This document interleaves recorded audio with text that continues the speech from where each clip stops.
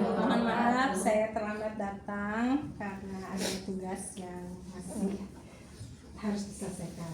Nah, alhamdulillah dikasih kesempatan. Jadi aku mau cerita sedikit. Sebenarnya aku tuh baca 2 buku. Dua-duanya intinya sama. Yang satu nih tenanglah ada Allah, ya. Kemudian yang satu ini yang ini. Jangan hancur karena keadaan. Ya, jangan hancur karena keadaan. Secara keseluruhan intinya sama, gitu ya. Cuman kenapa saya akhirnya memutuskan untuk meresensi yang ini? Karena di buku ini lebih aku sentuh sama aku emang. Iya. Gini. Oh, tadi ke towel. Oh, ya. Ya. Oke. Beliin lagi. Nah, ya jadi cerita sedikit. Cuman di buku yang ini itu tuh gini. Kenapa jadi aku jadi ngeresensi 2 buku nih ya. Yang ini tuh bahasa ini padahal sebenarnya bestseller ya. Bestseller di sini. Di Gramedia-nya bestseller. Cuma setelah aku baca ya ini tuh ada beberapa lokasi titik yang pada dalam proses menjelaskan segala macam itu dia kayak kalimat sih sebenarnya lebih ke kalimat gaya bahasanya tuh kayak menjudge. Contoh misalnya ya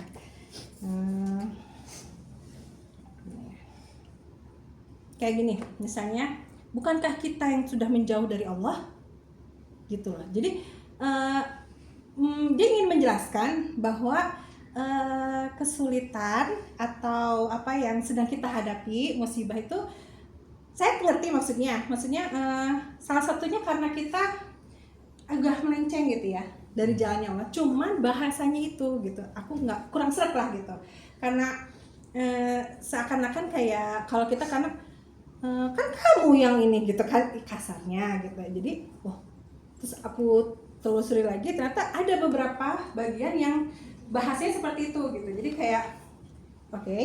Nah kebetulan saya emang baca 2, ternyata yang ini much better gitu ya.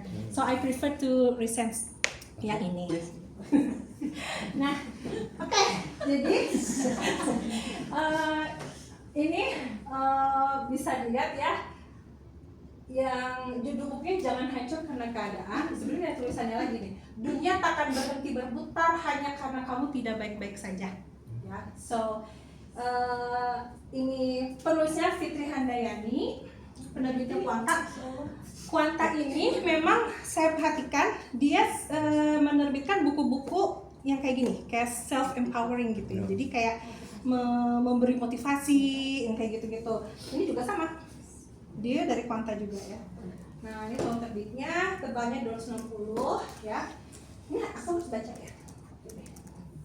Jadi tawar juga nggak apa-apa nih. Setiap orang pasti menginginkan segala sesuatu yang terjadi di hidupnya berjalan sesuai dengan diharapkan. Pada kenyataannya tidak semua ya yang kita inginkan dalam hidup sesuai keinginan. Namun tidak semua orang dapat menerimanya dengan mudah sehingga merasa kecewa, depresi dan putus asa. Akhirnya berpikir bahwa Allah tidak adil. Padahal yang dipikirkan itu belum tentu benar. Kita hanya sedang overthinking gitu ya. Mostly apalagi ibu-ibu ya. Sehingga semuanya terlihat suram tanpa harapan gitu juga nanti ya.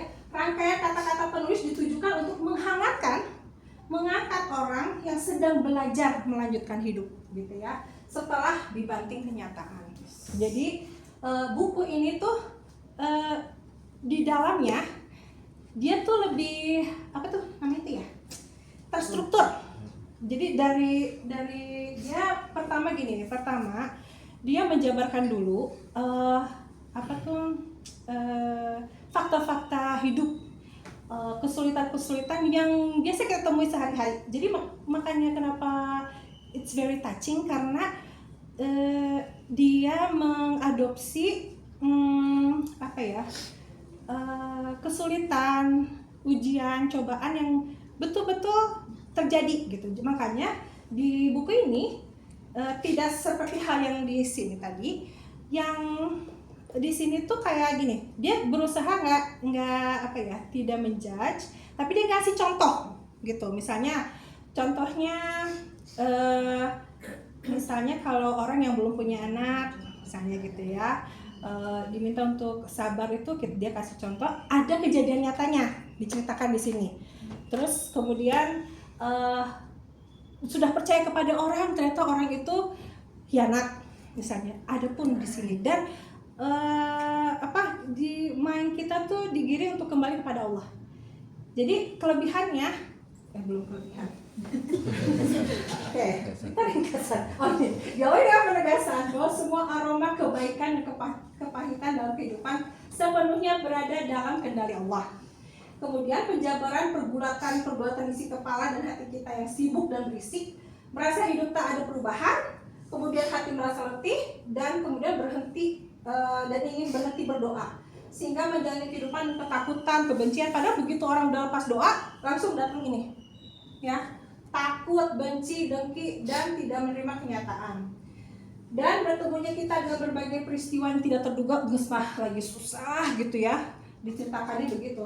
Kita berdoa terus gitu. Kita tuh di sini ada orang tuh kayak berdoa, nggak taunya kok kayaknya nggak didengar gitu ya.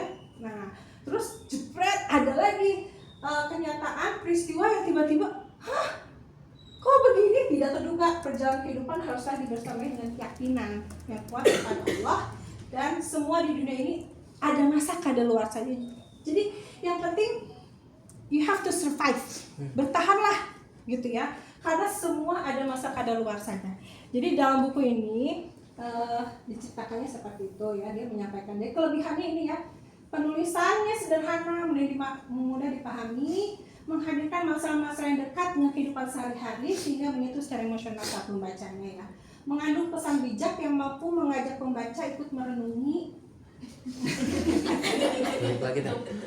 Which one? Google. Live. Kotak aja Bu. Kotaknya. Kotak Ini kotak itu kotak Ini? Ini? Nah, itu. Iya. Ini langsung. Mengandung pesan bijak ya, jadi mengajak pembaca ikut merenungi dan membangun ketahanan diri tidak tenggelam dalam kehancuran. Penulis berhasil memadukan pesan motivasi dengan nilai-nilai keagamaan. Jadi jadi ini tuh ya, dari bacaan ini membuat kita punya pandangan positif terhadap peristiwa yang terjadi gitu. Jadi selalu digiring kepada hal-hal yang kita harus berprasangka baik, itu intinya ya, berprasangka baik. Nah, sini ada bagaimana kebahagiaan itu bisa dirasakan jika kita tidak pernah merasakan keterpurukan ya. Jadi memang kita harus ngerasain dulu pahitnya dulu, terus pada saat Allah kasih kita kelapangan dan kebahagiaan, Masya Allah kita luar biasa gitu ya, merasa lega banget gitu. Nah, ini sebenarnya cocoknya untuk orang-orang yang memang tadi sudah disampaikan, untuk orang-orang yang sedang belajar melanjutkan hidup setelah dibanting kenyataan. Pun anak remaja, mungkin mahasiswa ya, yang gini, apa sih menurut aku ini tuh pelan-pelan banget masuknya. Jadi bagus untuk orang-orang yang memang yang bisa dibilang kurang hatinya kurang terikat gitu ya, maksudnya hilang keyakinannya kepada Allah gitu. Jadi anak remaja yang sekarang gitu ya, mereka depresi, terus kayak khawatir akan masa depan, ketakutan berlebihan. Nah, sebenarnya untuk mereka ini udah bagus banget dibaca karena masuk ke ke agamanya tuh slow, nggak yang jebret gitu ya. Jadi nggak kayak ini. Kamu tuh coba, bukankah kita ini orang-orang yang telah menjauh kepada Allah gitu kan? Kaget juga pas bacanya gitu ya. Maksudnya kalau orang yang depresi kemudian baca itu, rasanya kalau saya ya nggak tahu kalau yang lain, iya juga ya gitu, kalau pusing gitu kalau aku.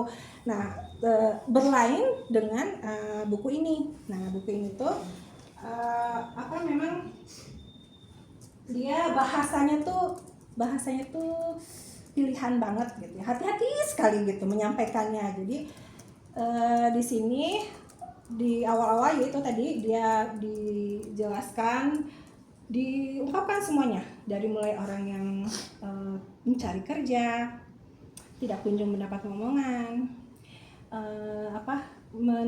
dikaruniai keluarga yang spesial banget gitu ya, diuji ekonominya dan segala macam. Kemudian kenyataan hidup ternyata lebih keras lagi gitu ya setelah, walaupun kita udah berdoa gitu. Tapi kemudian di bab terakhir dia menyampaikan beberapa poin tips gitu ya. Intinya tetap kembali kepada Allah. Cuman saya sukanya dia ini benar-benar dari awal hingga akhir penyampaiannya untuk orang-orang yang kalau bisa dibilang awam atau tidak pernah tahu tentang, tidak mengenal Allah gitu ya, tidak pernah tahu berinteraksi dengan Allah. Ini bagus karena dia benar-benar yang terstruktur dari awal. Kamu lagi susah ya, ibaratnya gitu. Oke, terus ini ternyata lebih susah lagi. Terus kemudian bab terakhir itu, oke, jadi Allah tuh begini. Tipsnya kamu coba pelan-pelan begini. Diceritakan bagaimana Allah itu Maha Pengasih, Maha Penyayang, tidak pernah bermaksud menyusahkan hambanya dan segala macam, dan kebaikan-kebaikan itu di situ. Dan langkah awal sampai dia bisa diharapkan bisa berdiri di kakinya sendiri gitu ya. Apa lagi ya? Sebentar. Oh ya, pokoknya itu. Nah ini ya penutup dari aku. Nggak bisa. Habis ya. Oh emang Kepotong. Oke. Buku dan Fitrah ini sangat baik untuk orang yang sedang berusaha kembali menata hati dan isi kepalanya, menerima kenyataan tanpa membenci, bertahan dalam setiap ujian yang diberikan kepada Allah, ya, dan selalu yakin. Apa ya? Pokoknya itu deh. Menggunakan apapun yang Allah tetapkan. Iya, yang Allah tetapkan, nah gitu ya. Jadi kadang kan gini, ada beberapa acceptance. Jadi maksudnya memang ada beberapa, kadang jangankan itu ya, kita juga ya, kalau kita kan sebagai hamba Allah tuh sering ya timbul pertanyaan, why me gitu. Even kita yang mungkin tiap hari ngaji misalnya ya, begitu kita dikasih ujian, astagfirullah gitu kan, kita istighfar, apa ya, jujur pasti dalam hati kita ada kekhawatiran ya kan, kegelisahan, kegundahan gitu. Nah jadi apalagi mereka-mereka yang sama sekali tidak tahu harus gimana nih gitu. Nah jadi sebetulnya kalau begitu dia datang ke bukan aku promosi, begitu dia datang ke Gramedia dan membaca buku ini, dan jangan hancurkan keadaan. Nah insya Allah mudah-mudahan bisa memberikan arahan, menata hati dia, menata pikiran dia untuk berprasangka baik dan bangkit. Gitu aja sih. Terima kasih. Ada pertanyaan? Kalau bisa nggak usah ada pertanyaan ya. Terima kasih.